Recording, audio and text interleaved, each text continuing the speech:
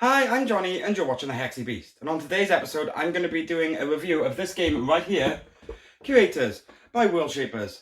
Also, I need to mention that I was provided a review copy of this game. Anyway, let's get to the table and see how it plays, shall we?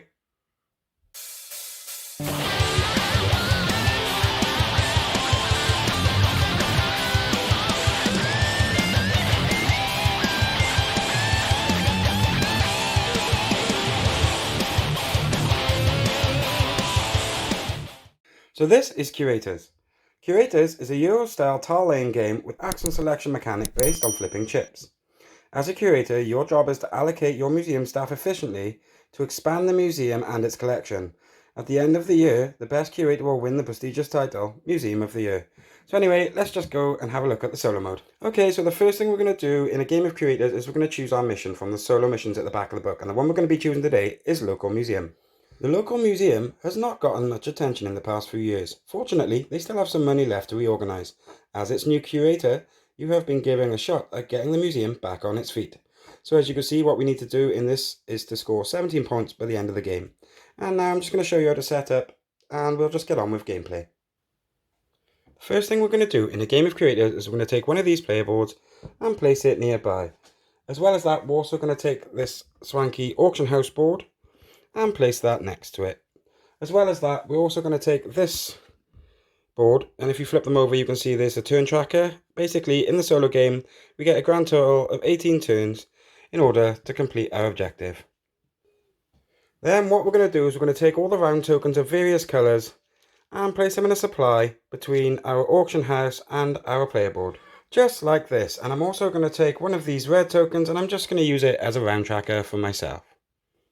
We're also going to take these visitor tokens and put them off into another spot over here to create another supply. As well as that, we're going to take one of them and place them in this top spot by here, ready for when we start the game. As well as that, we're also going to take all these money tokens and we're going to create a supply of them. Then what we're going to do is we're going to take $4,000 and we're going to put it in our vault on our player board, right by here. And then I'm going to take these cards and these set of cards and put them back in the box. We never use them in solo mode unless they're otherwise requested by the mission, and in this case they're not. So we're just going to put them back in the box so we don't have to worry about them. Next, we're going to take these 5 action chips, making sure to put them on the gear side up. Put them in a row just below our player board. We're basically going to be selecting these actions throughout the game, and they're going to be our main way of interacting with things. Then we're basically going to take all these tiles and put them into columns. So we have the 1s by here, the ones with 2 tiles on them by here, 3s by here, and 4s by here. And as we buy them throughout the game, they're going to be worth different amounts. So this would be worth 0, this would be worth 1,000, 2,000, and 3,000 respectively. So now that we're set up, we're pretty much ready to start taking turns and get playing the game. So let's do that. And one last thing before we start is we take one artifact of each colour and put them in the corresponding row in the auction house. Now we're ready to get started with our first turn. Okay, so the way turns work in Curators is that I'm going to be taking one of these actions by flipping one of these chips each turn. Sometimes I'll be able to take 2 if the chips match, but right now we don't have to worry about that. And I could explain what each one of these mean individually right now, but what I'm going to do is I'm going to try and use each and every one in the little bit of gameplay I'm going to show you. So for my first turn, what I'm actually going to do is I'm going to use this archaeologist here, which when I flip it will allow me to take one colour from the supply of anything I want and put it in my storage, and also place one of them inside the auction house. So now that would be our first turn, and that would move us on to turn 2. So let's see what action we're going to do next. Now for our second action, what I'm going to do is I'm going to take this carpenter chip and flip it over in order to build a wing and attach it to any one of these door spaces here. So let's do that now. So we flip that over, and this basically means as long as we can pay for it, we can choose any one of the tiles out in front of us. And you may notice on some of the tiles there is actually victory point conditions. So if we were to complete this tile by putting those round tokens on it, we would actually get 2 points. And I think because we've already got a red, what I'm going to do is I'm going to pay 1,000 in order to take this tile. So that's 1,000 bucks taken away. And then we get to choose to place this tile anywhere. Right now we can attach it to doors. So I think a good place for us to put this is going to be by here. just like so. So that puts us on turn 3. Okay, you may notice for our 4th turn, we actually have 2 of these financial managers facing up. And the way a financial manager works is that if we were to flip one of them, we would get 1,000 per visitor we have by here. But because we've got 2 of them, it means we get to activate both of them in a single turn, which means I'll flip both of them and gain 2,000 for each visitor by here. So I'm going to do that now. So I flip both of these, and then I gain 2,000 bucks into my supply. So that's turn 4. Okay, so in order to get this exhibit from our storage over into one of our wings, what we need to do is we need to take the restore action. And in order to do this, the same as before, we'll flip it over, and that will actually let us move this onto here. So if we were to complete a wing, we would also get an extra visitor. As well as that, we'd get the 2 points on the tile, bringing us one step closer to our 17-point goal within this game. Okay, so that's turn 5. Okay, so that just leaves this collection manager, which basically allows us to buy things from the auction house. And we always have to buy from the top available row. So right now, if I was going to say buy only one of these, I would probably spend 1,000 on this. But you may have also noticed that right now we've got 2 of them. This allows us to buy 2 different colours from the auction house. So I'm going to flip both of these. And I'm going to pay 3,000. If I can pick them up, 3,000. In order to get this blue one here for 2,000 and this red one here for 1,000. And I'm going to be placing them straight in my storage, just like before. So that's turn 6, we're a third of the way through the game now. Okay, looking at what we got here, I could technically double up on 2 of the actions, but right now I'm a little short on cash. So what I might do instead is actually use the singular restore action, like so, to move this blue token onto this space. So not only will this get me 2 points at the end of the game, but because I've completed a wing, it will also add an extra visitor to the queue outside the front. So this means now, whenever we take a financial manager action, we're actually going to get 2,000. Okay, so that's on to turn 7. Okay, so looking at the actions available to us right now, I think I could either take 2 carpentry actions, which means I could build 2 different rooms, or I could take 2 archaeology actions, which basically allow me to take 2 kinds of exhibits into my storage and put them in the auction house. So I think what I'm actually going to do is take the double archaeologist action. So we flip our 2 archaeologists, and I think what I'm going to go for this time is going to be a grey, which is going to go by here and by here, and I'm also going to get a blue, which is going to go in the first row here, and another one goes into our storage. So that's the archaeology action sorted. So let's move on to the next turn. Okay, so we kind of need money, but if we were to take this carpentry double action first, it would actually enable us to do a double money action next turn. As you can see, these little circles show us what's on the opposite side of the token. So I think actually what I'm going to do is I'm going to take double carpentry action, allowing me to buy 2 tiles, but I have only got 2,000 left. So what I'm going to do is I'm going to buy 1 3-space tile and a 1-space tile. So I'm basically going to take this one here because it's worth 3 points. And that's going to cost me 2,000, and then I'm going to take one of these because it's free, and I think I'm going to take the red one. And I think I'm just going to build this one by here, and then I'm going to take this little red one, and I'm just going to use them to fill this little spot up by here.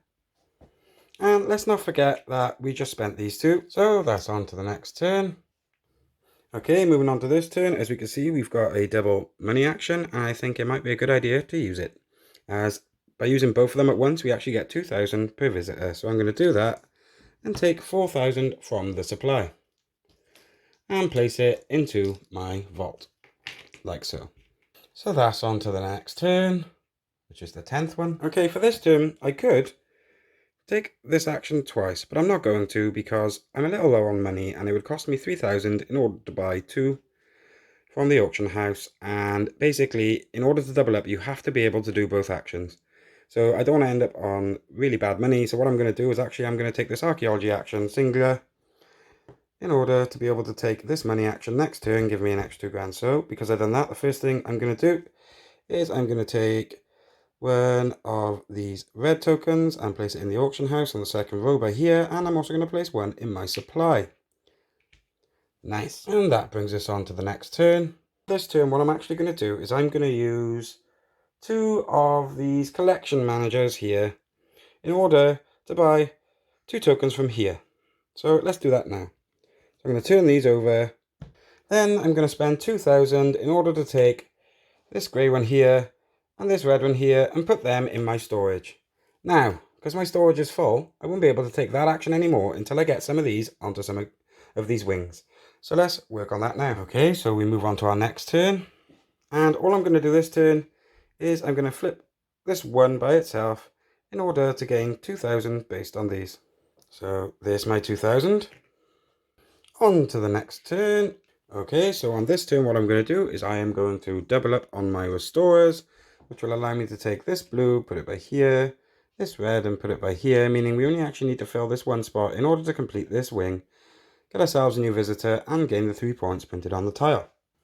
So that brings us on to turn 14, and I'm thinking right now I could double up on this carpentry action to build some more tiles, so I'm going to do that. So first, let's turn these. And the tiles I'm going to build this time, I think, is going to be one of these 2,000 costs here, and I think I'm just going to go for this one as we have a lot of red.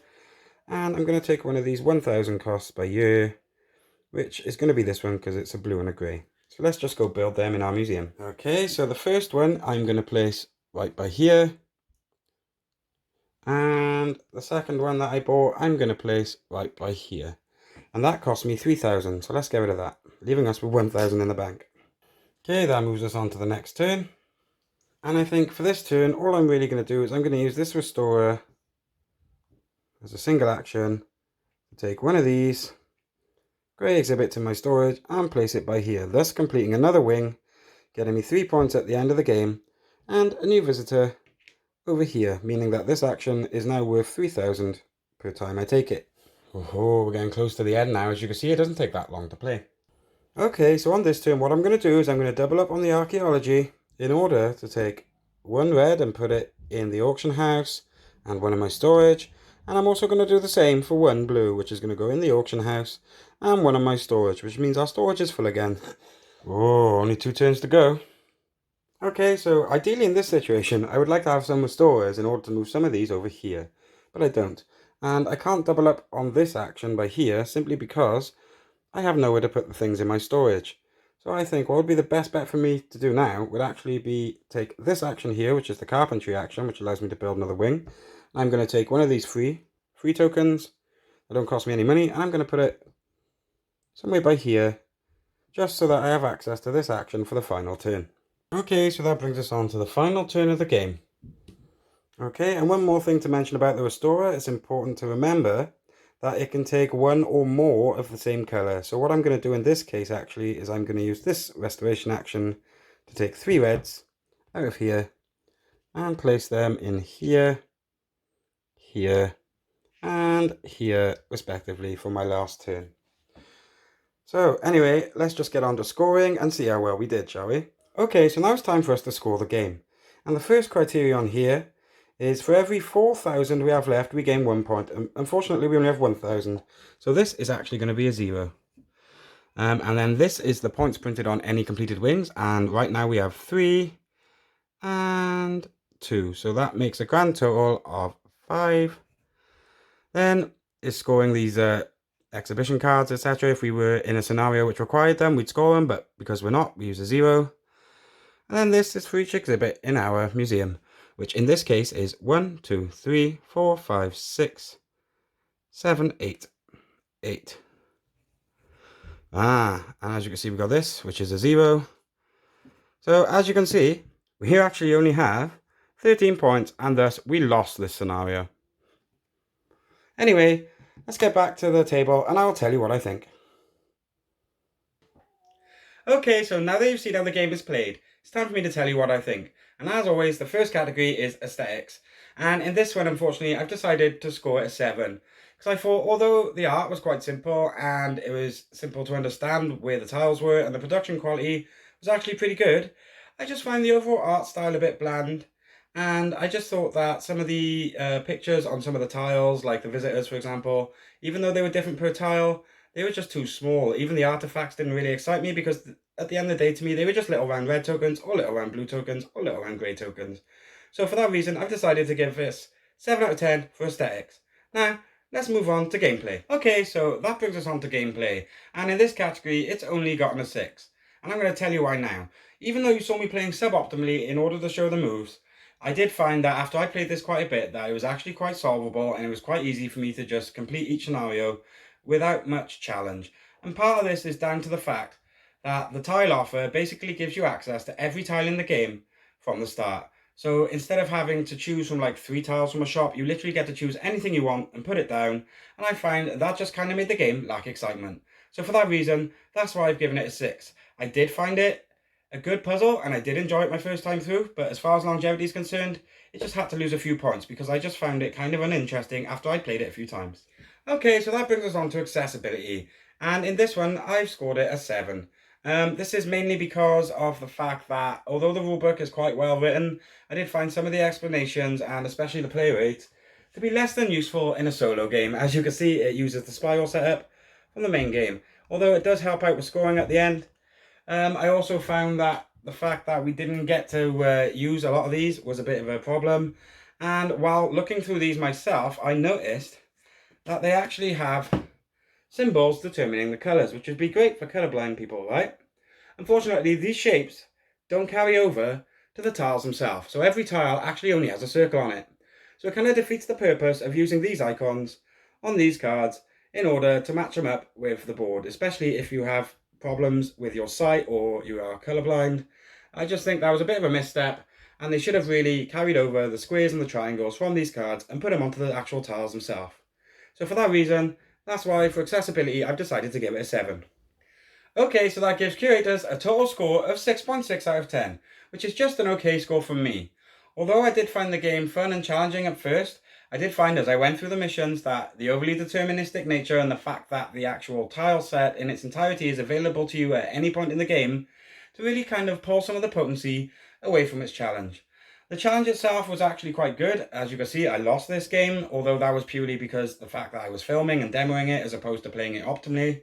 I just found that overall the game, after you've played it a while, just kind of lacked excitement. So I doubt I'll be taking it off the shelf again. Anyway, that was my review for Curators. If you like anything you see here or anything on the shelf behind me, please feel free to smash the link to Firestone Games in my description. Anyway, if you like what you see, please feel free to smash that subscribe button up there and check out another one of my videos up here. Anyway, I've been Johnny, you've been watching the Hexy Beast. Thank you for watching, and most of all, stay Hexy everyone!